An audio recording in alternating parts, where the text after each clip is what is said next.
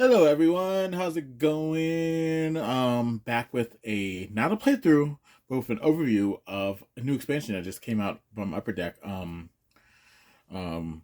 for Marvel Legendary. So I love this game so much. And I wanted to do overviews. I'm gonna start doing overviews, for new expansions when they come out starting this year. I'm gonna try to keep up with them as much as I can.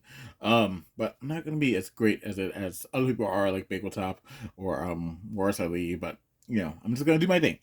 but but basically I just wanted to do an overview of the cards and the new expansion because I feel like people need to get into these new expansions. They need to start buying them as soon as they come out from Upper Deck, because what tends to happen is that they miss out on the initial release of these, and then they want them when they get popular again, and then they end up having to pay like 3 times the retail price, and you just don't want to do that. You want to buy them as soon as they come out. This cost me like $30 with shipping and stuff like that. So it's I'm very excited to get into this game. I can't wait.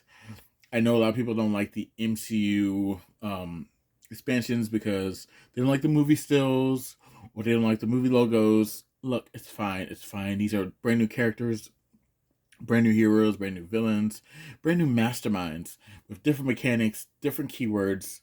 It's all fantastic. It's still, there are people out there who will do alternative art if you don't like the movie stills that you can print out to put inside. But I don't mind the movie stills. I don't mind the movie logo at all. Yes, it's a little distracting because it's like right there, but we'll get into that. But I wanted to go over the cards and just let you know what's in the box. Um, it's a medium box, I believe is what it's called, because it's two masterminds. I believe it's a medium box or a small box. It's one of those. But anyway, this is Marvel Legendary Infinity Saga expansion. Again, it's MCU. It's an MCU expansion. So basically, it goes with the same for the heroes. It's the same thing as Oops, I just hit this. I'm sorry. Let's try that. Heroes is kind of like the same setup, which I really like. It's 3 copies of 3 commons, 2 copies of 2 uncommons, and 1 rare. I like that because you get more use out of the heroes. You get different variety. Really love that. So a couple new keywords that we are seeing today. We have endgame. So endgame is whenever the villain deck holds 8 cards per player or fewer, which is pretty awesome. And this gives enemies their endgame ability. Most enemies will have endgame bonus. Captain Marvel uses endgame a lot, so I'll talk about that when I get to her cards. And then there's also another word called sacrifice. You have to have like a trigger, whether it's a range trigger or a tick or a tech trigger. And it's a sacrifice, like for instance, says take another turn after this one. Don't play a card from the villain deck at the start of the turn. That means you may KO this card and use the sacrifice ability only if you played another whatever trigger card earlier this turn. And you still get the normal attack or recruit and any non-sacrifice abilities from the card, whether you sacrifice or not. So that's pretty awesome. I like that. This set also includes phasing, brings in multi-class cards, also divided cards. So we have Thanos and the Infinity Stones. Yeah. So we got 2 masterminds. We got 4 schemes. We got 5 new heroes, 2 different villain groups. And the masterminds do have epic sides, so we will talk about that. But let's talk about the schemes first. Let's just go through these and see. I'm going to try to read these. I don't have my glasses on me, and so sorry if there's a glare, there's no focus. Sacrifice for the Soul Stone. As you can see, a familiar face on there. Um, Setup twist equal to the number of players plus 4. You may KO one of your non-gray heroes, and when a twist happens, you may KO one of your non-gray heroes and one of your gray heroes to sacrifice for the Soul Stone. If you do, draw 3 cards, shuffle the twist back into the villain deck, then play another card from the villain deck. If you don't, stack a hero from the HQ next to the mastermind, sacrifice for the Soul Stone. When the mastermind has sacrificed 5 heroes for the Soul Stone, evil wins. Okay, that should be interesting to play. The other one that we have here, have all life in the universe. Of course, the infamous snap. So the setup is 5 twists. Twist 1, 3, and 5. Choose 3 heroes from the HQ and KO them. Whew. Twist 2 and 4 deal the hero deck into 2 face down piles as equally as possible and KO one of them. Oh my goodness. Evil wins when the hero deck or villain deck runs out. Jeez, that is tough. Don't play that with Dark Phoenix. Alright. Next we have the Time Heist. This one is very wordy, so please forgive me. 11 twists. Use 4 heroes in the hero deck plus 4 other heroes to make a past hero deck. Above the board, make a room for an alternate city called the Past. It has the normal 5 spaces from sewers to bridge. The Past has its own Past HQ filled with the Past hero deck. To start, play as if the Past city HQ and hero deck don't exist. So you pretty much have like 2 different cities, 2 different setups pretty much. You'll have your current, which is going to probably be right here. Your past, which will be right here. You'll have 8 heroes, which is awesome. So that should be fun. And then, twist 1, 3, 5, 7, and 9. Until the next twist, move the villain deck next to the past. Play as if the past city, HQ, and hero deck exist. While the normal city, HQ, and hero decks don't exist. So you're moving your villain deck pretty much. Use the normal decks and spaces for everything except the city, HQ, and hero deck. Evil wins on twist 10. There are 11 twists in there, so yeah, you might be careful. Alright, this one sounds like a lot of fun. Warp reality into a TV show. 11 twists. The rightmost city space represents a TV show from the 1950s. The space on its left is the 1960s. Then the 1970s. Well, it doesn't say 19, but yeah. The city is only those 3 spaces. The HQ is only the 3 spaces beneath those. Ooh. Move the mastermind and officer deck to mark the city's left edge. Twist number 1 and 4, another TV show, city space, appears on the left side of the city, representing the 80s, 90s, 2000s, and 2010s. Another HQ space appears beneath it. Twist 5 through 11, destroy the rightmost TV space and the HQ space beneath it. KO any hero in that HQ space, push forward any villain there, move the villain deck and hero deck to mark the city's right edge. Evil wins when all TV is destroyed. Kind of reminds me of the fairy disaster scheme a little bit, just a little bit, just a smidge. And let's go to our masterminds here. We have Ebony. Oh, that was not good. That didn't need to fall down. Sorry. We have Ebony Maw. I'm going to pick up the card really quick. Give me 1 second. It went underneath the desk. Okay. I didn't sleeve this one yet. I have a clear sleeve somewhere in my pile. I just can't find my pile. So Ebony Maw, that was his epic side. His regular side, he is 8 attack. If it's in the end game, he's plus 4 attack, so he's 12 attack. He always eats Children of Thanos.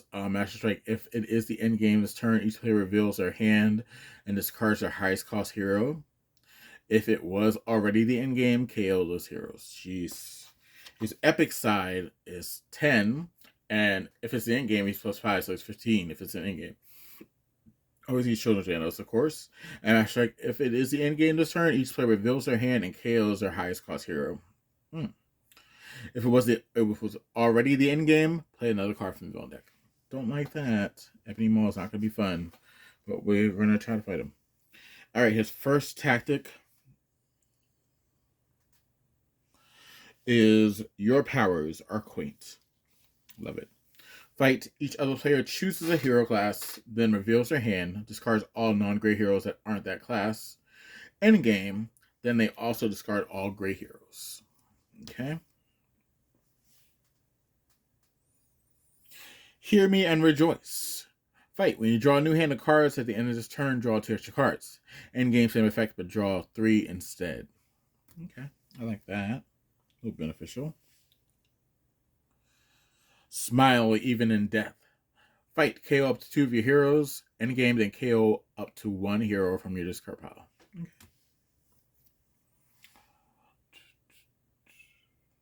You may think this is suffering. Fight. Each player reveals a covert hero or gains a wound. End game, then each other player reveals a range hero or gains a wound. So a couple of miss and match here. You know, you could be helpful. He could be not so helpful, but we'll see. We'll see. All right, our next mastermind is Thanos.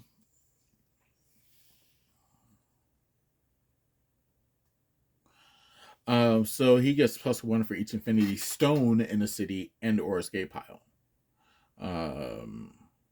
He always sees the Infinity Stones. The leftmost Infinity Stone in the city escapes. Then an Infinity Stone worth 4 BP enters the city. Okay, there's a typo here. Then an Infinity Stone worth 4 BP or more enters the city from your victory pile. So they put the 4 or more in the wrong space. If you didn't have any, each player gains wounds. Thanos wins when 6 Infinity Stones escape. All right, so he has a win condition. His epic side, he gets +2 for each Infinity Stone in the city and/or escape pile. His Master Strike, the lowest attack Infinity Stone in the city, escapes.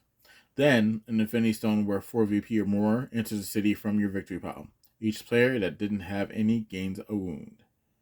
When 6 Infinity Stones escape, Thanos wins. So that's Thanos for you. Here are his tactics.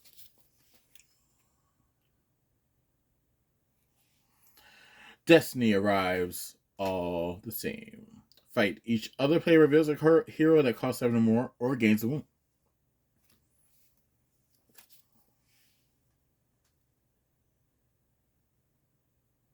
The Snap. Each other player discards half of their cards, destroy half of the HQ spaces, round down the lowest losses. Turn the heroes their face down to mark the destroyed spaces. Don't refill those spaces. So that's kind of not fun. Okay. The infamous "you should have gone for the head." KO one of your heroes. If this is not the last mastermind tactic, you do not win the game. Players must fight Thanos one more time to put the mastermind card in their victory pile and win the game. So pretty much you just have to go for final blow, which is fine. Which is what I normally do anyhow. I'm okay with that. Price to pay. Each other player discards cards equal to the number of Infinity Stones in the city and/or escape pile or gains a wound. So you want to try to keep those Infinity Stones out of the city and out of the escape house, because you don't want to gain wounds or have to deal with master strikes like that. So, all right. Children of Thanos first. We have the Outrider prop ships. In the end game, it gets +2. Ambush a villain worth 2 VP, 3 PP, or 4 BP from any player's victory pile enters the city. That sucks. I don't like that. Okay. Endless armies of Chitauri. In the end game, it gets +2. Fight, KO one of your heroes. Then reveal the top card of the villain deck. If it's a Children of Thanos villain, Endless armies of Chitauri re-enters the sewers. Chitauri Gorilla. In the endgame, it gets +2, and ambush Chitauri Gorilla captures the bystander. Not too bad. We just don't want it to be endgame. Okay.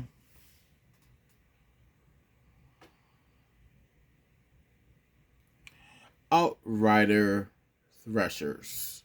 In the endgame, it gets +2. Fight, KO one of your heroes. Then choose any number of heroes from the HQ. Put them on the bottom of the hero deck.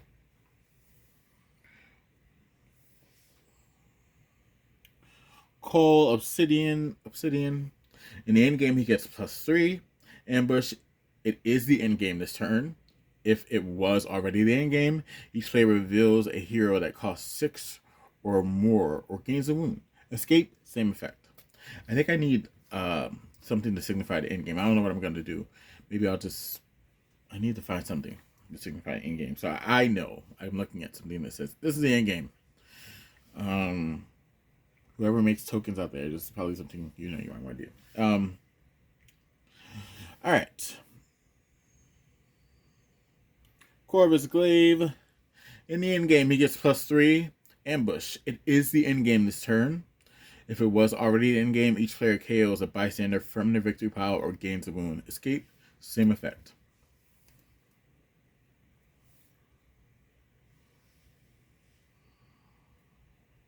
Proxima Midnight. In the end game, she gets +3. It is the end game this turn. If it was already in the game, each player reveals an instinct hero or gains a wound. Escape, same effect. Alright, Outriders. In the end game, they get +2. Fight, you may KO a card from your discard pile. Okay, not bad. Let's look at the Infinity Stones.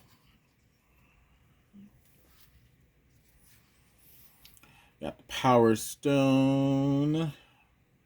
The Power Stone gets +1 for each other Infinity Stone in the city and or escape pile. Ambush. Each player without an Infinity Stone in their victory pile gains a wound. Fight. KO one of your heroes, then KO a wound from your hand or discard pile. That's not bad. I like the Power Stone. Okay. The Space Stone. The Space Stone gets +1 for each empty city space in the city. I love that. The Space Stone captures 3 bystanders. Then move an Infinity Stone from any city space to the bridge. If there's already a villain there, swap them. Fight. Move and or swap any number of villains to other city spaces. Okay. That's not bad.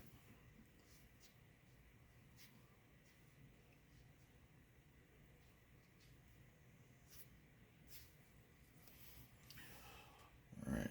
The Reality Stone. The Reality Stone gets +1 for each Master Strike in the KO pile or stack next to the Mastermind.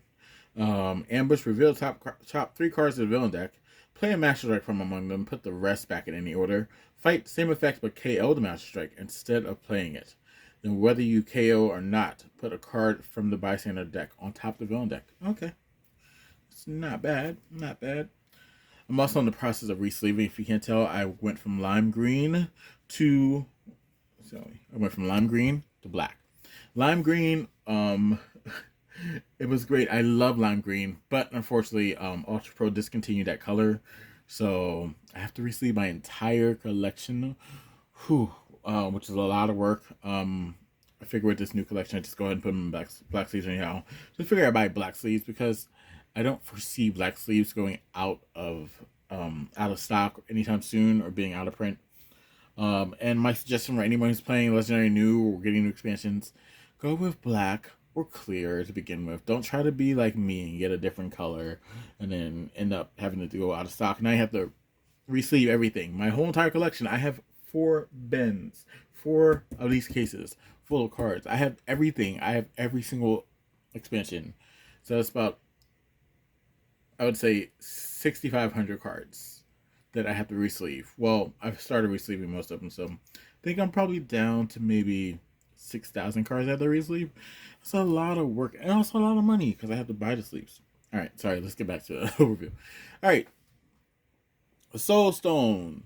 The Soul Stone gets +1 for each other villain in the city. Ambush. Each player without an Infinity Stone in their victory pile KOs a non-gray hero from their discard pile.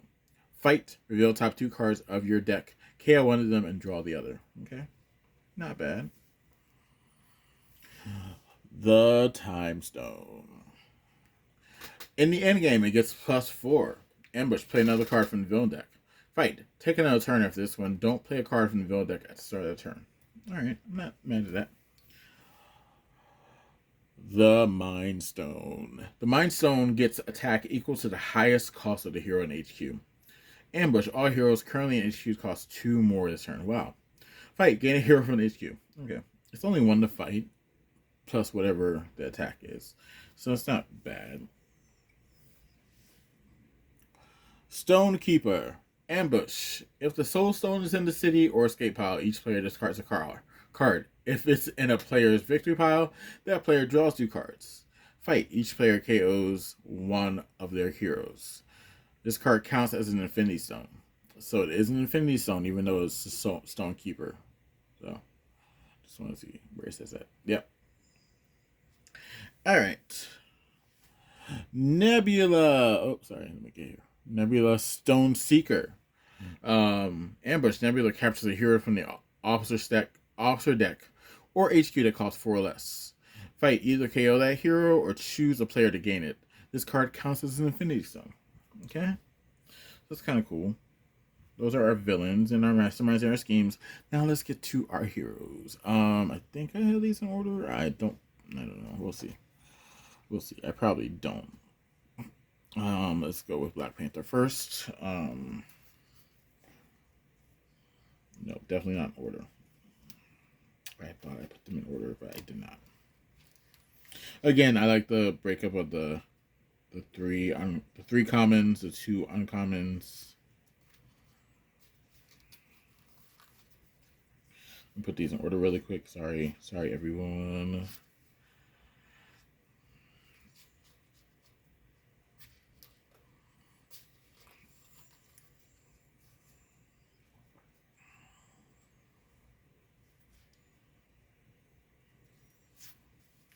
Okay. Let's see here. All right, the first Black Panther card we have is called Wakanda Forever. It's a covert and tech card. It's a 2 cost and it's 1 attack. If I played a covert card before it, I get to draw a card. So that's kind of cool.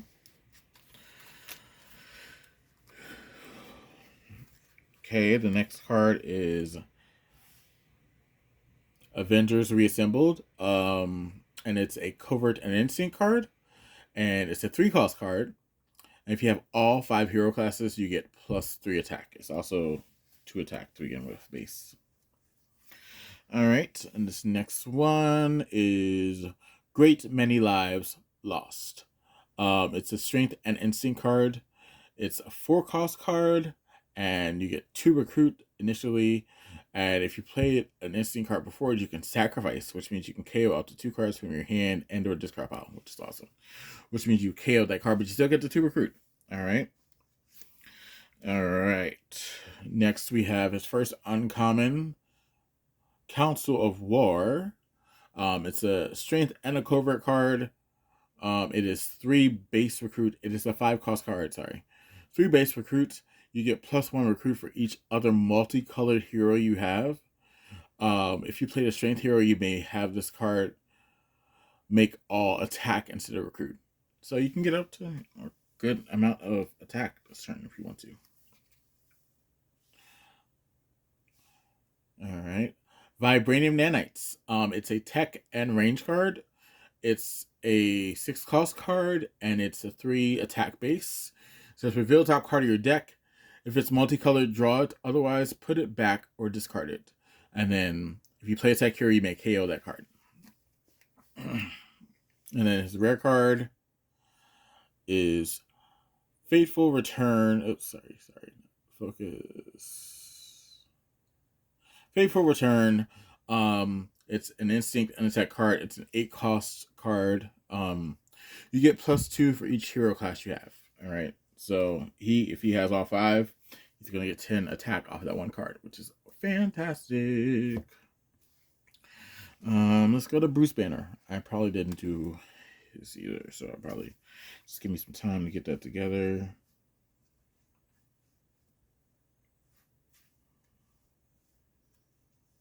Oh, his are in order. Okay. All right.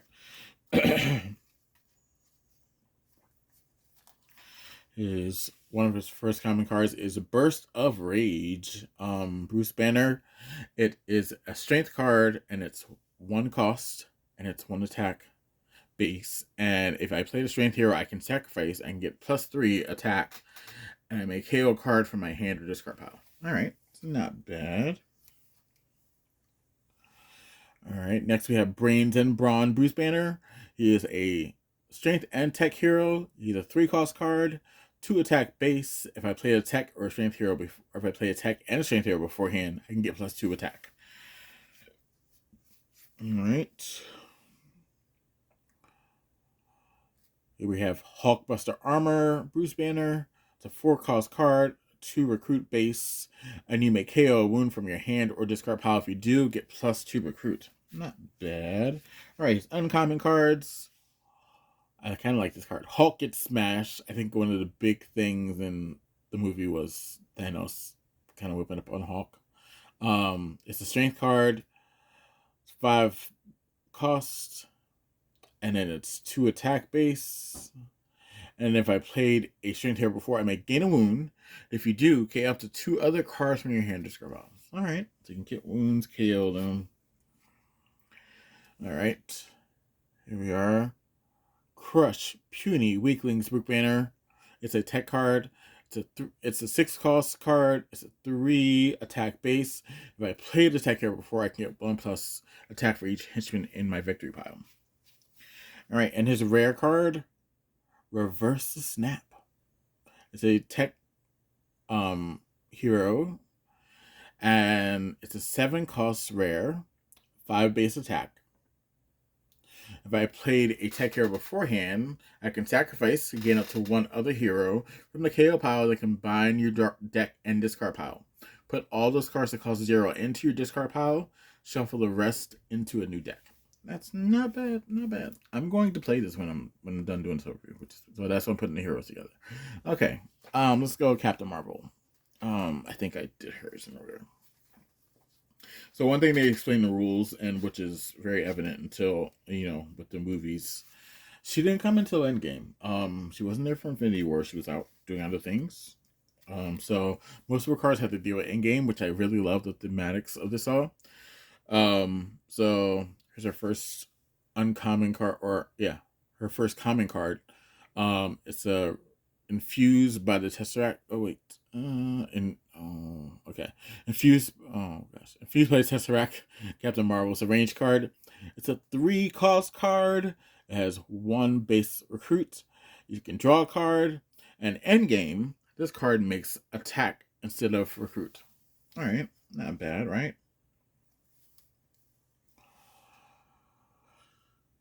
Here we go. Return from the Stars. Captain Marvel is a strength card. It's a 4 cost card.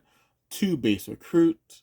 If I play a strength hero before that, I can get +2 recruit. And in the end game, this card makes all attack instead of recruit. Okay, you see where her card set's going. You can make everything attack instead of recruit.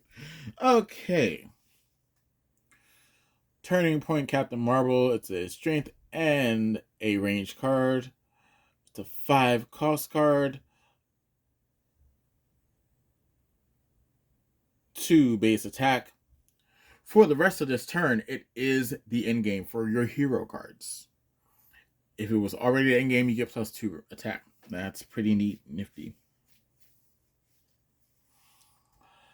Okay, one of our uncommons, you'll notice that this is a range card and it costs 2. It's an uncommon card. Draw a card. If you already drawn any cards this turn, draw 2 cards instead. So yeah, that's kind of cool. Another uncommon, Moment of Destiny. It's a 6 cost card, 4 base attack. If you played a range hero beforehand, you get +2 attack. Alright. And her rare card, Time to End It, Captain Marvel. It's an 8 cost card. It's a range card, sorry. It's an 8 cost card, 5 base attack. You get +1 for each other range and or strength card you played this turn. And for endgame, instead, you get +2 for each. So that can be crazy great. I'll put her and Hulk together, and I think it might be great to have them together because Hulk does have range cards.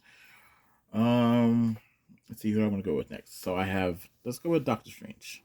I think I'm gonna go in alphabetical order. Yeah. So we got Doctor Strange here. Here's his first common card, Open Portals. It's a range card. It's a 2 cost card, 1 base recruit. It has phasing, meaning that you can switch this card for the top card of your deck. And if you played a ranger before, you get +2 recruit. Alright.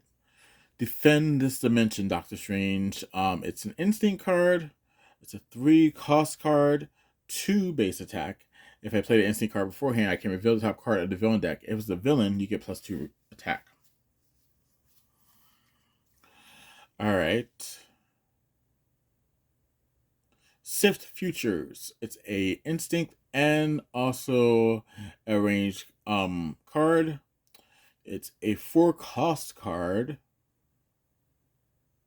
It's a 2 base attack, and you notice this has phasing. So it's choose a hero class. Reveal the top card of your hero deck. If it's a hero class you named, draw it. Okay, not bad.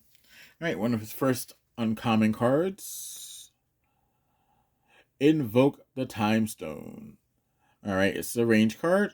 It's 5 cost, 2 base recruit. It also has phasing, but it has a range sacrifice. Take another turn after this one. Don't play a card from your own deck at the start of that turn. All right, and then here's another one called Bind Evil. It's an instinct card.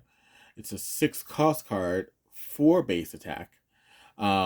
You played an instinct card beforehand, you reveal the top card of the villain deck. If it's a Master Strike KO that strike, you get +3 attack and put a card from the bystander deck on top of the villain deck. So him, Psylord, and Happy Hogan will be great together. I have a feeling. I have this gut feeling that it's going to be great. 1 in 14,065,000. If you saw Infinity War, you can understand that. It's a 7 cost card. It's an instinct card. It's a 5 base attack. It has an instinct sacrifice. Guess the name of the top card of the villain deck. Then reveal it. If you guess right, draw 6 cards. Draw 6 cards? That's awesome, right? Can't wait to play these. Oh, it's going to be so exciting. I'm so excited for it. Not excited for these new sleeves because they are... I mean, I had trouble with the bystander deck already, but luckily it wasn't too much trouble, but it was trouble. All right, now our last hero is Wanda and Vision, which I didn't expect, but I'm glad that it's in there because I think they were very integral to Infinity War. Not necessarily in-game, but definitely Infinity War. They need to be in there, and I love that they're set, that they're a hero together. First one here is We Have to Destroy It. It's a tech card, 1 cost, and 1 recruit base. It has phasing as well. It has a tech sacrifice. You get 3 recruits, and you may KO card from your hand or discard pile. All right. Witchcraft. It's a covert card. It's a 3 cost card, 2 base attack. So it's reveal the top card of your deck. If it has an odd number cost, draw it. 0 is even. I don't know why people would get that confused. 0 is definitely even. All right, now we got some more divided, where we have divided cards. So we have, oh gosh, this is gonna be hard to. We have Hold On and Let Go. Hold On is it's a 3 cost card in total. So Hold On is 1 base attack. If I play a covert hero, I get +2 attack. Let Go is a 2 recruit base with phasing and a range sacrifice. Draw 3 cards. You may KO a card from your hand, discard pile. All right. Here's another divided card for them. Sorry that you probably won't be able to see these that well. All right, so we got Rage and Grief. Rage Wanda is the whole card is 5 cost. Rage is covert, and it's a 2 base attack. If a hero was put into the KO pile this turn, you get +2 attack. On Vision side, Grief is a tech hero with 2 recruit base phasing. If a Master Strike was complete this turn, you get +2 recruit. All right, here's another divided card. Magic and Science. Magic, it's a 5 cost card. Magic is a range card for Wanda. With a 1 base attack, you get +1 attack for each other hero with an odd number cost you play this turn.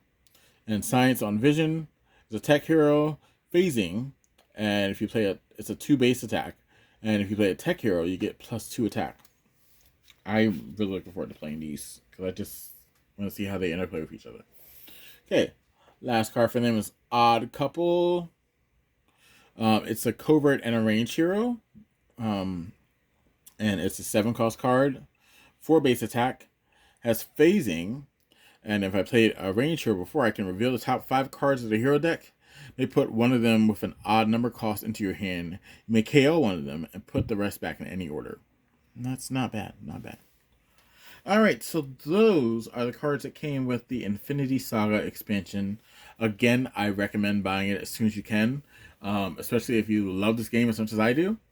or even if you don't love this game, if you want to like just get into it, definitely recommend buying it. Just because I think these are going to be good cards with great keywords like endgame, sacrifice. Sacrifice is an awesome keyword. Can't wait to use that. Um, and just going up against the children of Thanos, and I'm surprised he made Ebony Maw a mastermind, but when you think about it, he is kind of like the mastermind of the children of Thanos. He was like Thanos' second hand person or alien. But yeah, so that's the Infinity Saga expansion from Rubber Deck with the MCU stills. Again, I know people don't really like the MCU stills, but if you can kind of get over that, or if you want to get alternative art from other forums out there that print those out and make those, go for it. But me personally, I don't mind them at all. Actually, I think it adds to my gameplay a little bit. So yeah, that's just an overview. Excuse me, I've had a long day. That's just an overview of the Infinity Saga expansion for Marvel Legendary. Again, I'm going to try to do my best to keep up with these as much as possible. All right. You all take care and keep playing Legendary. All right, bye.